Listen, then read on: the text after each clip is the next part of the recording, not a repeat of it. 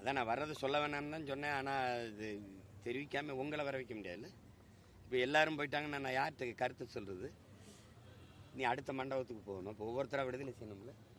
எப்படி இருக்கு பாரு, பாரு எப்படி இருக்குன்னு. இது எது அரசுகிட்ட இருக்குன்னு நினைக்கிறீங்க? எல்லாமே போயிட்டுது. இப்போ இப்படி போனால் இன்னும் ஒரு எங்கே போய் நிறுத்துவாங்கன்னு தெரியல. நீங்களே கேள்வி கேட்டு பாருங்க. இப்போ இத்தனை நாள் நீங்கள் அவங்க கேட்குறது 10 லட்சம் கொடுக்குறோம், மருத்துவ காப்பீடு கொடுக்குறோம், காலை உணவு கொடுக்குறோம். இதையெல்லாம் தனியார் முதலாளிகிட்ட வேலை செய்யும்போது அரசு ஏன் எனக்கு கொடுக்கணும்? அந்த முதலாளி என்ன செய்வான்? இவ்வளோ கொடுக்குற அரசு நிரந்தரமாக வேலை என்கிட்ட கொடுத்துட்டு போயிடலாமே. எடுக்கும்போதே என்னை அரசு பண்ணின்னு தானே எடுத்தேன். துப்புரவு பண்ணி நாட்டை தூய்மையாக வச்சிருக்கிறது அரசின் பொறுப்பு இல்லையா? தனியார் முதலாளியினுடைய பொறுப்பா? அவன் சென்னை மாநகரை சுத்தமாக வச்சுக்கணும் ஸ்வீடன் நாட்டு நிறுவனத்துக்கும் ராம்கி நிறுவனத்துக்கும் இது மாரியத்தா கோயில் வேண்டுதலா?